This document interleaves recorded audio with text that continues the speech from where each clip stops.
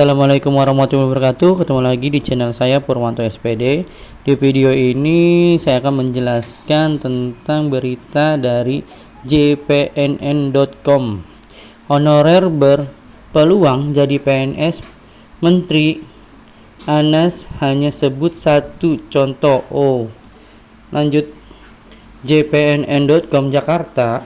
Jutaan tenaga honorer saat ini menanti terbitnya peraturan pemerintah atau disingkat PP turunnya Undang-Undang ASN 2023 mengganti Undang-Undang Nomor 5 tahun 2014 tentang aparatur sipil negara.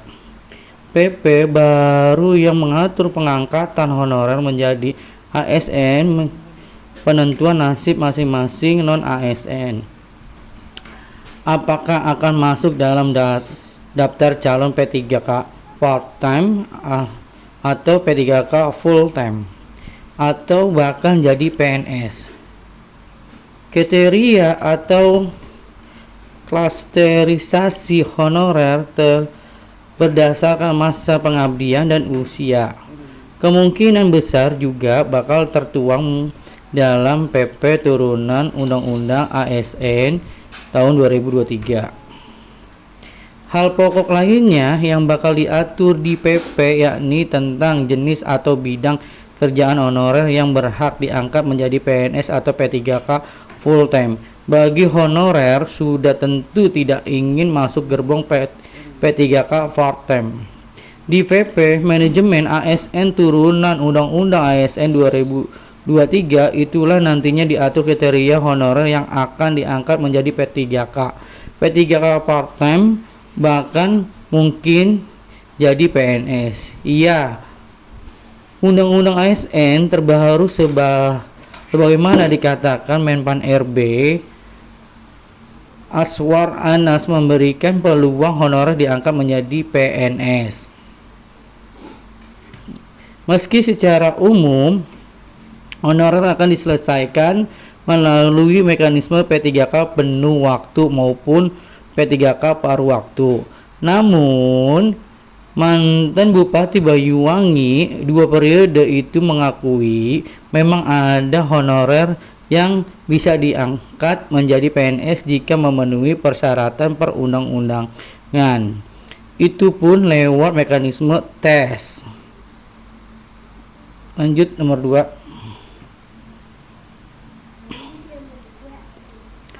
Menteri Anas mencontohkan honorer Satpol PP yang akan diselesaikan melalui pengangkatan menjadi P3K dan PNS. Satpol PP usia 35 tahun ke atas diselesaikan lewat jalur P3K. Sedangkan yang di bawah 35 tahun diberikan kesempatan ikut tes CPNS. Terangnya Menteri Anas menjawab jpn.com beberapa waktu lalu.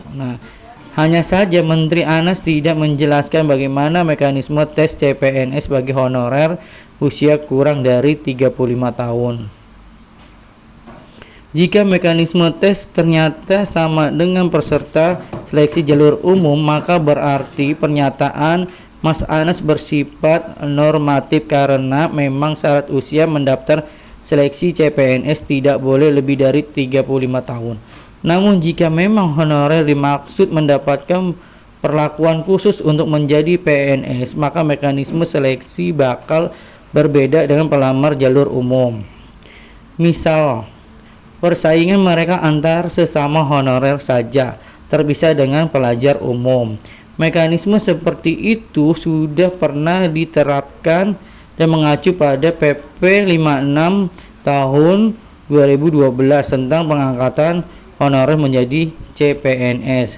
Pasal 6A PP 56 tahun 2012 mengatur bahwa pengangkatan tenaga honor menjadi PNS dilakukan melalui pemeriksaan kelengkapan administrasi dan lulus ujian tertulis kompetensi dasar, kompetensi bidang sesama honorer. Lanjut 3. Menjadi pernyataan mengapa Menteri Anas hanya menyebut Satpol PP saat memberi contoh jenis honorer yang punya peluang diangkat menjadi PNS. Mengapa honorer bidang kerja lainnya tidak disebut? Ya, ada kemungkinan Menteri Anas memang hanya menyebut satu contoh saja. Namanya saja contoh. Artinya ada honorer di bidang kerja lainnya yang punya peluang sama untuk diangkat menjadi PNS bagi yang memenuhi syarat usia. Namun, bisa jadi memang hanya honorer Satpol PP yang punya peluang diangkat menjadi PNS. Dengan catatan yang berusia di atas 35 tahun diangkat menjadi P3K. Perlu diketahui, selama ini masa honorer Satpol PP paling kompak dan getol memperjuangkan nasib agar bisa diangkat menjadi PNS.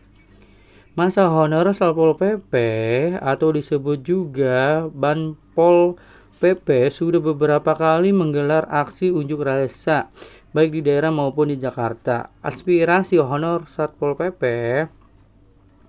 itu mendapat perhatian serius dari Direktorat Jenderal Bina Administrasi Kewilayahan Kementerian Dalam Negeri atau Ditjen Bina Atwil Kemendagri. Lewat keterangan pers pada Minggu 15/10, Dirjen Bina Atwil Kemendagri Saprizal ZA mengatakan Satpol PP baik yang berstatus ASN maupun honorer merupakan tulang punggung dalam menyelenggarakan ketentraman, ketertiban umum, dan perlindungan masyarakat. Next.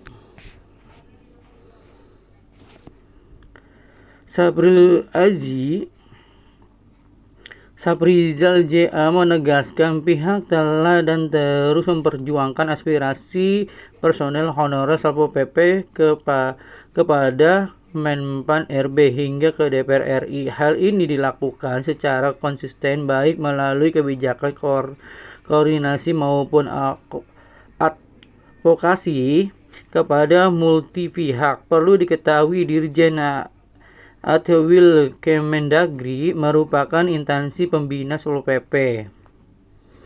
Ya, Saprizal menyebutkan jumlah anggota Satpol PP mencapai 121 14 anggota di mana 28.895 atau 23,8% berstatus ASN dan honorer Satpol PP berjumlah 92.119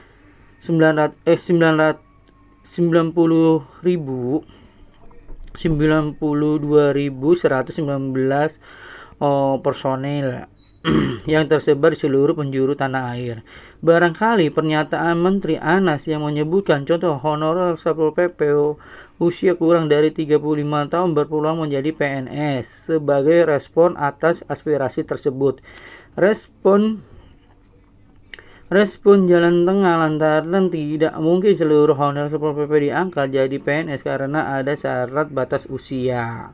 Mungkin itu saja yang bisa saya sampaikan. Selebihnya saya minta maaf. Wassalamualaikum warahmatullahi wabarakatuh. Salam sehat, salam sejahtera, salam untuk kita semua.